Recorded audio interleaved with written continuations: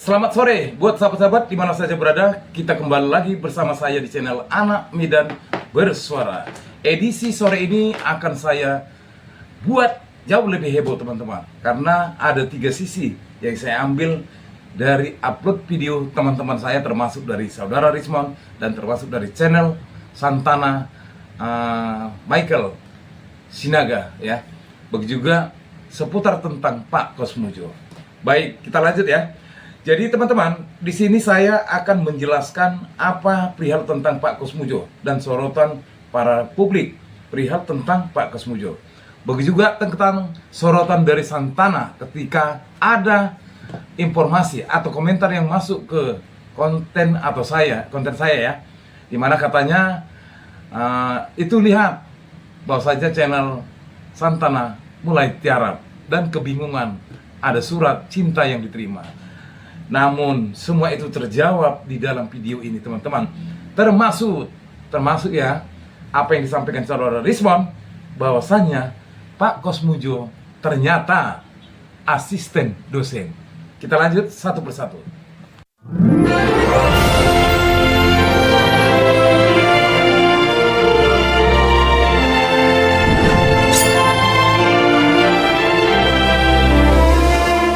Baik teman-teman, sore yang indah, kita akan bahas lagi bola panas yang menuju arah rumah Pak Kosmujo, yang menurut harian Kompas, dia tidak bersedia untuk memberikan atau mengklarifikasi sesuai dengan gugatan yang jatuh pada diri Pak Kosmujo.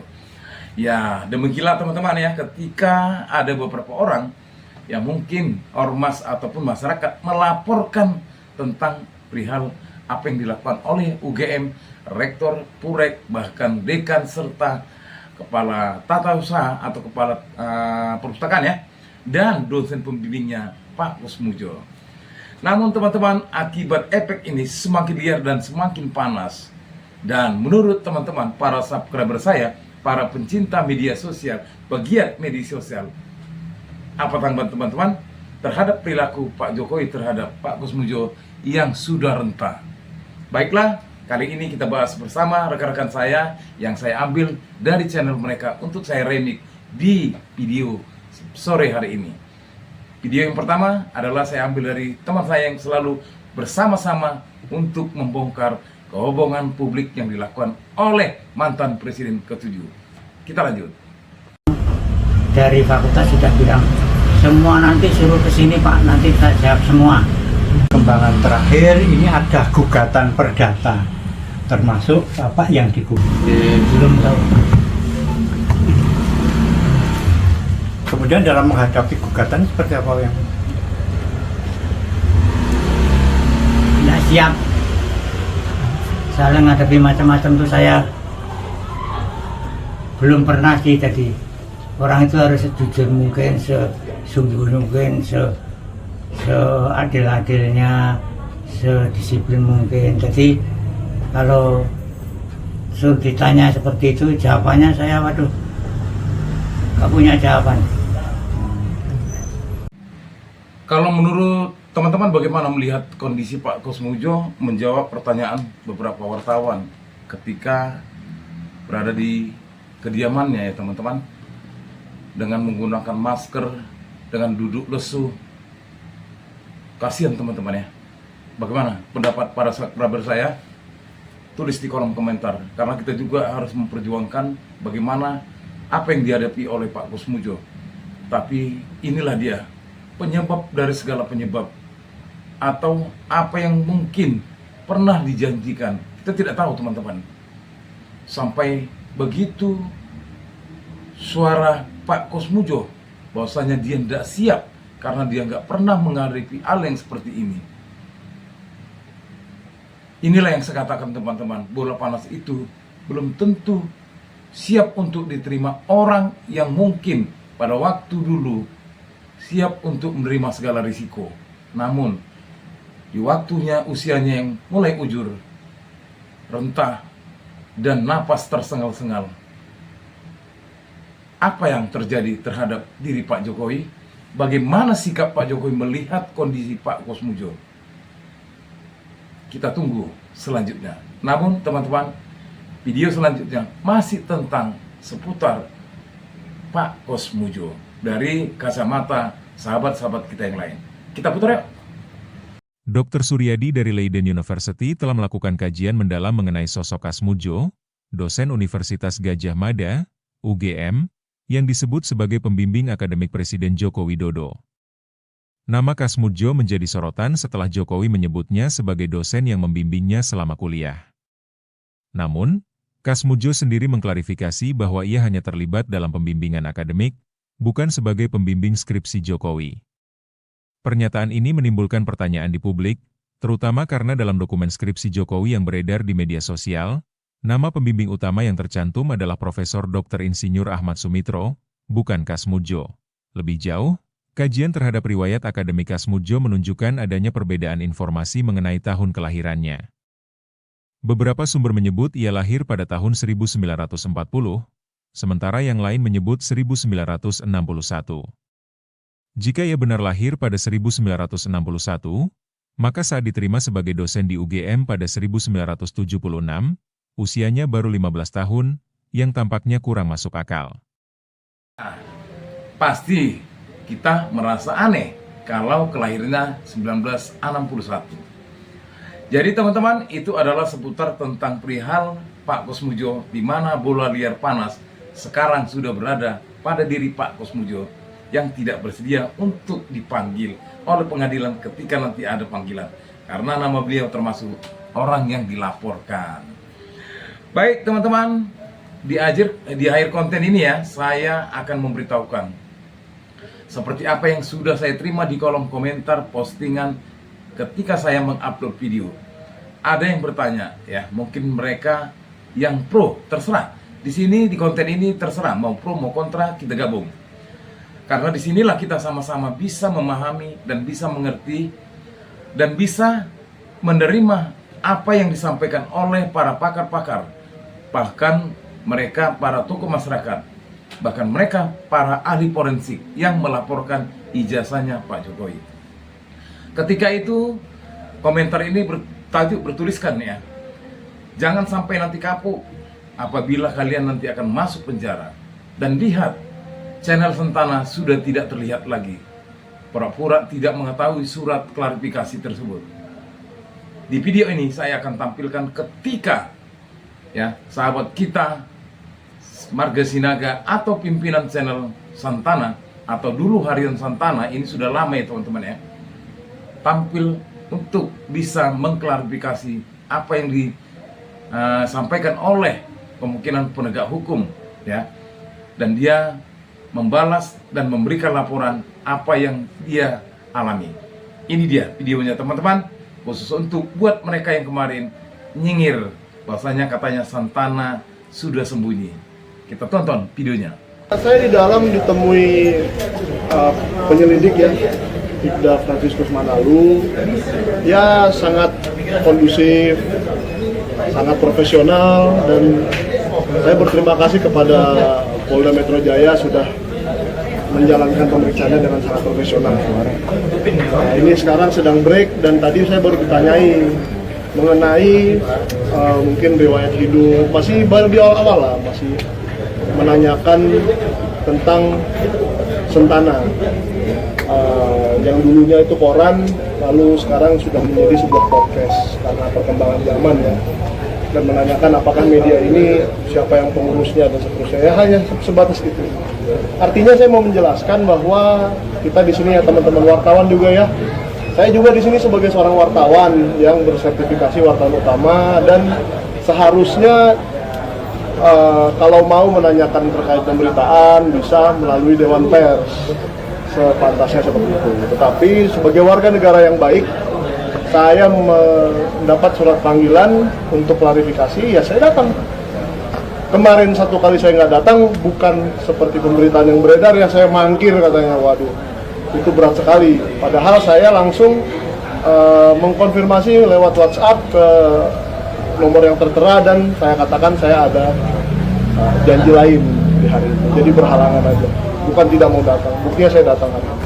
Video ini untuk menjawab apa yang disampaikan oleh mereka kemarin yang bertanya di kolom komentar saya, bahkan memberitahukan ya bahwasanya Jangan sampai seperti channel Santana nyungsep atau tidak kelihatan alias takut. Memang nggak ada masalah teman-teman, namanya dunia demokrasi, siapapun bebas untuk menyampaikan kritik dan saran. Tapi semua itu terjawabkan apa yang disampaikan oleh Mikhail Sinaga, pemilik dari Santana yang dulu Harian Santana. Mungkin teman-teman para subscriber pasti tahu, bisa dicek di di email atau di Google bahwasanya benar gak Harian Santana itu ada. Jadi baiklah teman-teman ya. Jadi maksud kedatangan saudara Mikhail Sinaga atau pemilik channel Santana ini adalah untuk menjawab beberapa kali surat yang diedarkan atau disampaikan oleh Polda Metro Jaya perihal tentang klarifikasi. Apa saja tentang klarifikasi teman-teman? Kita colek lagi yuk videonya sebentar. Bang, tapi Bang tadi dari penyidik udah dikasih tahu belum sih Bang apa yang akan diklarifikasi terkait dengan kasus tudingan ijazah palsu ini Bang? Sebetulnya di undangannya tidak ada kata-kata itu ya. Tidak ada kata-kata itu di undangannya, hanya mengklarifikasi mengenai peristiwa tanggal 26 Maret yang dilaporkan oleh Bapak Insinyur Joko Widodo. Di mana tanggal 26 Maret itu saya berada di rumah beristirahat dan tidak melakukan kegiatan jurnalistik apa-apa. Jadi kalau mau ditanyakan sebagai seorang wartawan, saya meliput sesuatu itu ada di tanggal 28 Maret ada, tapi tanggal 26 tidak. Jadi saya juga masih menanyakan nih, dan belum dijelaskan oleh para penyelidik atau penyidik itu apa yang ada di tanggal 26 itu yang harus saya klarifikasi. Belum sampai ke situ. Semoga setelah nanti ini break, saya kembali ke dalam, segeralah ditanyakan soal apa sih yang terjadi tanggal 26 itu. Karena saya juga sama-sama deg-degan nih, sama dengan masyarakat Indonesia sekarang, mau tahu tanggal 26 itu apa yang terjadi dan berhubungan dengan saya. Kira-kira gitu Bang. Kalau untuk tanggal 28 sendiri itu tadi Abang bilang meliput Enggak, atau meliput soal? Itu ada saya posting soal menganalisa soal kiriman kepala babi ke Tempo. Nah, jadi itu juga sebagai saya bersama dengan rekan-rekan sesama wartawan, sesama jurnalis, kita juga turut prihatin. Isinya itu pemberitaan tanggal 28. Jadi tidak ada hubungan dengan apa yang tadi Abang tanyakan, nggak ada. Sahabat-sahabat, kini giliran kita tiba menampilkan video atau yang baru saya dapat dari Balige Academy. Ternyata saudara Rismon sekarang menyampaikan pola-pola untuk bisa ikut menyampaikan kebenaran lewat kritik serta komentar dari teman-teman yang masuk ke channelnya, termasuk untuk menganalisa dan membaca apa yang disampaikan oleh beberapa harian bahkan TV swasta. Dan kali ini ternyata saudara Rismon menyampaikan sesuai dengan apa yang dikatakannya atau data-data yang sudah diterimanya. Ternyata Pak Kasmujo bakal menerima karma berikutnya karena ikut juga berbohong. Seperti apa yang dilansir dari beberapa harian, setelah diteliti profilnya Pak Kasmujo, ternyata Pak Kasmujo hanyalah sebagai asisten dosen. Mau tahu? Kita tonton ya video selanjutnya. Hari ini Pak Roy Suryo dan Bu Tifa ya menghadiri panggilan klarifikasi dari Polda. Ya, mereka sekarang sudah hadir di Polda Metro Jaya. Ya, akibat laporannya si Joko Widodo ini. Ya, jadi kalau laporannya Joko Widodo, ya Parcok ini itu sangat responsif. Baru pun melapor tanggal 30 April langsung semua dipanggil-panggili. Ya, sementara laporan dari tim TPUA sejak 9 Desember 2024, Jokowi belum pernah dipanggil itu orang sebagai terlapor. Ya, harusnya kalau polisi profesional panggil juga itu Jokowi dan periksa. Nah, pada pagi hari ini kita akan mengungkap lagi ya penipuan Jokowi, kedapatan lagi menipu dan terus menipu. Ya, cobalah saya baca ini dari Kompas TV ya. Nah, ini dari Kompas TV berjudul Profil Kasmujo, ex dosen UGM yang ditemui Jokowi ternyata bukan pembimbing skripsi. Nah, bayangkanlah ya, sekarang si Kasmujo mengaku bukan dosen pembimbing skripsinya Joko Widodo. Padahal pada saat ada pertemuan waktu Jokowi menjadi presiden, mereka berakting. Tahun 2017, mereka dua ini berakting antara Joko Widodo dan Kasmujo. Jadi jangan kalian lihat Kasmujo ini dalam bentuk tua. Dia menipu juga loh. Dia di situ berperan seolah-olah dia jadi pembimbing skripsi Joko Widodo. Padahal dia masih asisten dosen. Asisten dosen, walaupun dia sudah PNS, ya, itu dia belum boleh yang namanya mengajar, apalagi membimbing. Mengajar saja tidak boleh, apalagi membimbing akademik maupun membimbing skripsi. Itu jadi menipu juga si Kasmujo ini. Akibat penipuannya masuk penjara lah Gus Nur dan Bambang Tri dan lainnya. Ini Kasmujo ini penipu juga, makanya perlu dipenjara juga si Kasmujo ini. Walaupun dalam bentuk tua, ya kelihatan dia sekarang itu dalam bentuk tua, tapi 2017, 8 tahun lalu dia ikut menipu bersama Joko Widodo, gitu loh. Ya, dia mangut-mangut aja pada saat Joko Widodo mengatakan saya bolak-balik berapa kali, galak kali Kasmujo ini. Saya datang bolak-balik bimbingan skripsi, bolak-balik. Cobalah bayangkan, berarti kan Kasmujo ini pada tahun 2017 ya, itu dia ikut menipu bersama Joko Widodo, harus dipenjara. Asisten dosen ya, kalau kalian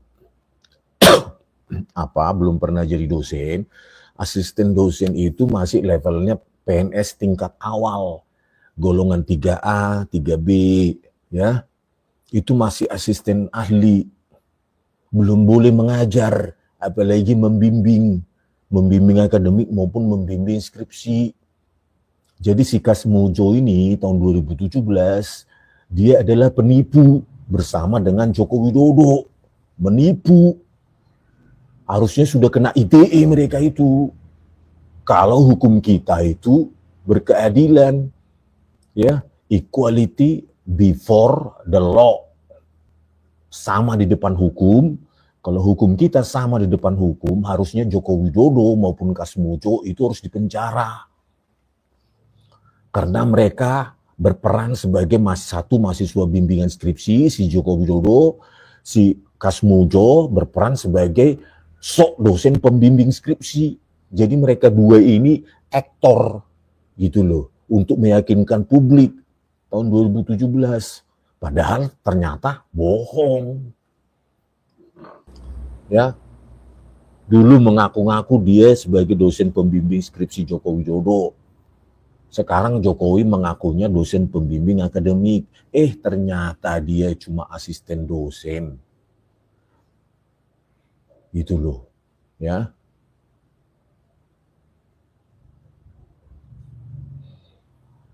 Ternyata dia cuma jadi asisten dosen.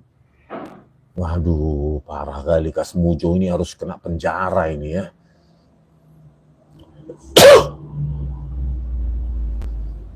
Bunlong, Mulyono panik, ajak Kasmujo bersekongkol. Mulyono panik, ajak Kasmujo bersekongkol. Bener ya kan? Tapi juga bukan hanya saat ini loh. 2017 mereka kan masuk TV. Nah, mereka dua berperan ini menipu publik. Yang satu berperan sebagai mahasiswa bimbingan skripsi, yang satu berperan sebagai pembimbing skripsinya si Kasmujo ini. Harusnya Kasmujo ini ya masuk penjara. Walaupun bentuk tua kayak gitu, karena dia telah menipu publik, harusnya dia masuk penjara. Gitu, equality before the law, bukan karena bentuk tua terus dia menipu publik terus dia bebas gitu. Ya enggak, Sekarang dia ngakunya cuma asisten dosen.